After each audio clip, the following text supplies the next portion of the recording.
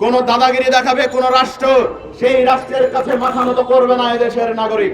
যুদ্ধ কিভাবে করতে হয়, সার্বভৌমত্ব কিভাবে রক্ষা করতে হয়, জীবন কিভাবে দিতে হয়, সেটা তারা হারে হারে জানে। রক্ত দিতে চায়, রক্তে সারা বাংলা ভিজে যাবে, কিন্তু সার্বভৌমত্ব কারো হাতে বিক্রি করা হবে না। আওয়ামী দালাল বলে গেছিল খেলা হবে, সেই খেলা আমরা খেলবো ভারতের সাথে। ভারতের বেশ কিছু রাজনৈতিক ব্যক্তিত্ব বলেছে আমাদের দেশের চট্টগ্রাম বিভাগ তারা চায়। আরে মামার বাড়ির আবদার নাকি? আপনি চাইলেন আর আমরা দিয়ে দিলাম। Double million offer, Walton fridge কিনে পেতে পারেন 20 লক্ষ টাকা, রয়েছে কোটি কোটি টাকার নিশ্চিত উপহার। এটি একটি স্বাধীন সার্বভৌম রাষ্ট্র। বাংলাদেশ 1971 সালে মহান যুদ্ধের মধ্য দিয়ে স্বাধীন হয়েছে। 2024 সালে ভারতের প্রেতাত্মা আওয়ামী সরকারের হাত থেকে রক্তক্ষয়ী যুদ্ধের মধ্য দিয়ে স্বাধীন হয়েছে দ্বিতীয়বার। আর আপনি চাইলেন আমার দেশের নাগরিক দিয়ে দিল, এটা হতে পারে না। বাংলাদেশের সার্বভৌমত্ব রক্ষার স্বার্থে যদি এদেশের মানুষকে আবার দ্বিতীয়বার জীবন দিতে হয়, আমার দেশের নাগরিক প্রস্তুত। তবে কোন দাদাগিরি দেখাবে কোন রাষ্ট্র, সেই রাষ্ট্রের কাছে মাথা নত করবে না এদেশের নাগরিক।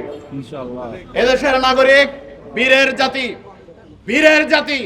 এদেশের নাগরিক যুদ্ধ কিভাবে করতে হয়, সার্বভৌমত্ব কিভাবে রক্ষা করতে হয়, জীবন কিভাবে দিতে হয়, সেটা তারা হারে হারে জানে। যদি মনে হয় আমার দেশের মানুষ দুর্বল, তাহলে দাদাবাবুদেরকে দাওয়াত করব, আসুন খেলা হবে।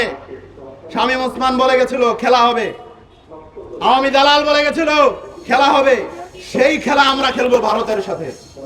আসুন, আমার চট্টগ্রাম দখল করতে চান, আসুন, যদি হিম্মত থাকে আসুন, খেলা হবে ভারতের সাথে। স্বাধীনতার স্বার্থে, সার্বভৌমত্বের স্বার্থে, মানচিত্রের স্বার্থে কখনো পিছপা হয়নি এদেশের মানুষ, আর কখনো হবে না। নিজম মজুমদার হোক আর জুতা মজুমদার হোক, তোমরা পারলে দেশে এসে দেখো। তোমাদের জন্য আমাদের কোর্ট আছে, আইন আছে, পুলিশ আছে, র্যাব আছে, বিজিবি আছে, সেনা আছে, আদালত আছে, বিচার হবে। শেখ হাসিনার যেভাবে বিচার করার জন্য প্রস্তুতি নিচ্ছি, তোমাদের মতো আওয়ামী দালালদেরকেও আমরা বিচার করার প্রস্তুতি নিচ্ছি।